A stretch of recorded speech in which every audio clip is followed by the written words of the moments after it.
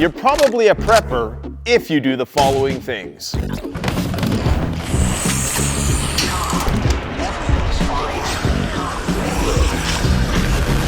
You know you're a prepper if you're as physically fit as you can possibly be. Even if you're sick or have some sort of debilitating illness, you still try to be the best you can possibly be. You have at least 2 weeks of food stored, or in my case, 2 decades. You stockpile things like rice, legumes, beans, honey, sugar, pastas, oats, powdered eggs, and even powdered milk.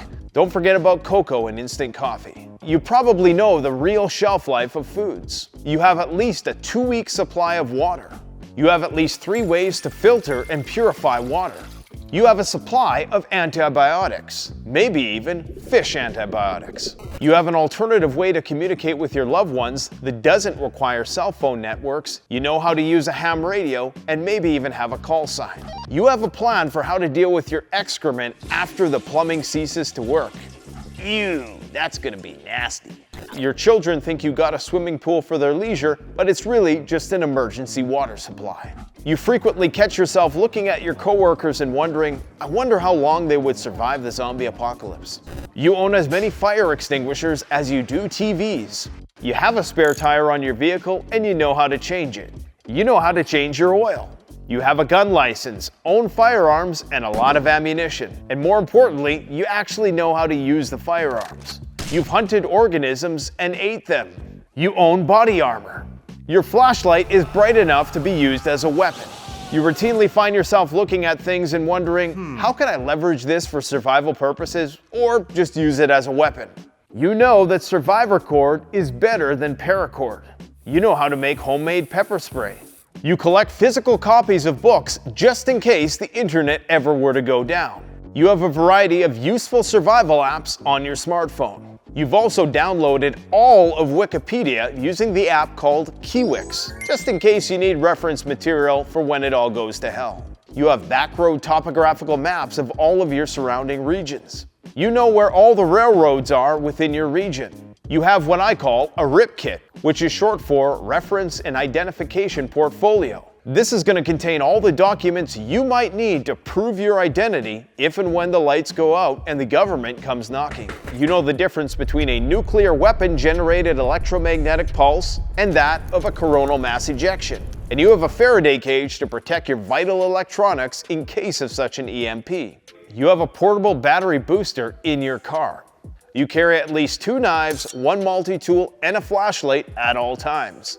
You have pants that have zip-up pockets and knee pad inserts. You know the people in your community that are going to be a problem if and when the rule of law is no longer enforced. You have a plan for your friends and family who didn't prepare. You have a few different ways to make a fire without relying on matches or a lighter. You can catch, gut, cook, and eat a fish. You've buried 1 or multiple survival caches, like this one. You know what the gray man strategy is and when to apply it. You may even have numerous disguises ready to deploy in a pinch. You know how to drive stick.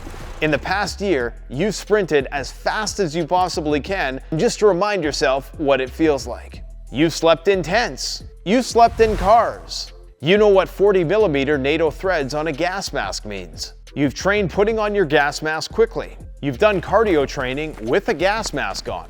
You know what an NBC suit is, and you might even own one.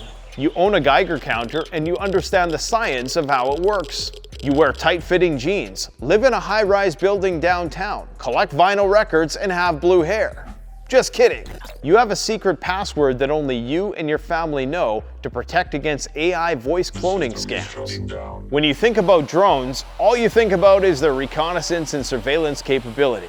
You know the meaning of the following acronyms: SHTF, WROL, EROL, BOB, BOL, CBRN, IFAC, TIATWAKI, and OPSEC.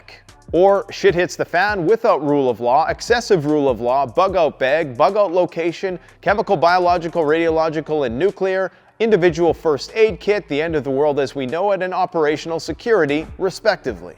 You own more Bitcoin than precious metals. Just kidding. You always back into a parking spot just so you can evacuate easier. If you go out into a public place, you're always thinking about the building layout, just in case an active shooter scenario unfolded. You know the difference between freeze-dried food and dehydrated food. You've eaten freeze-dried food. Maybe you've even made freeze-dried food. Your vehicle is definitely a four-wheel drive.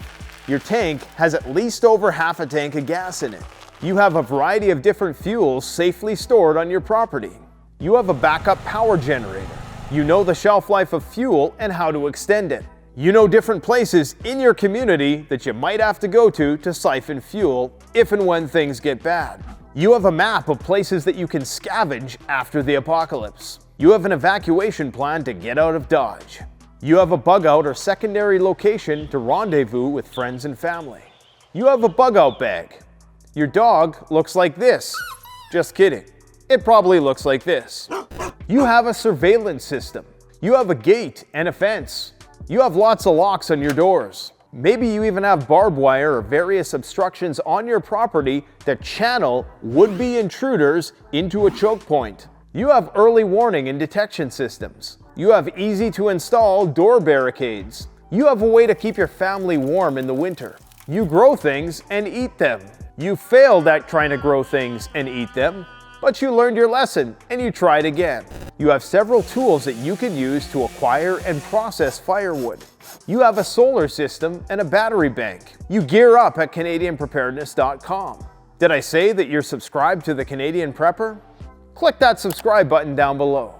You understand why fur and natural materials are much better than synthetic fibers for keeping yourself warm in the wintertime. You own some sort of night vision or thermal optic, or at least you really want to. You've thought about how you're going to dispose of trash when there's nobody to pick it up. You can navigate using the sun and stars. You know what a burner phone is and why you might need one. You've considered buying a satellite phone. You have an emergency plan for your pets and how to cook and eat them. Just kidding. You thought about what you're going to do if martial law is declared and the government comes knocking to try to expropriate all your stuff. You own a shortwave crank radio and you know how to use it. You've practiced walking through a forest without leaving a trail. You understand the importance of camouflage in tactical situations. You've tested your ability to carry your bug out bag for miles on end without a break. You have access to emergency signaling devices like whistles, mirrors, and emergency flares. You've trained with a bow or slingshot or some alternative to firearms just in case the ammo runs out. You've learned how to make a homemade silencer, for educational purposes only. Let's keep the conversation going in the comment section below. You're probably a prepper if, leave your comment below. Thanks for watching. Don't forget to like, comment, subscribe. Canadian Prepper out. The best way to support this channel is to support yourself by gearing up at CanadianPreparedness.com, where you'll find high-quality survival gear at the best prices, no junk, and no gimmicks. Use discount code PREPPINGGEAR for 10% off. Don't forget, the strong survive, but the prepared thrive. Stay safe.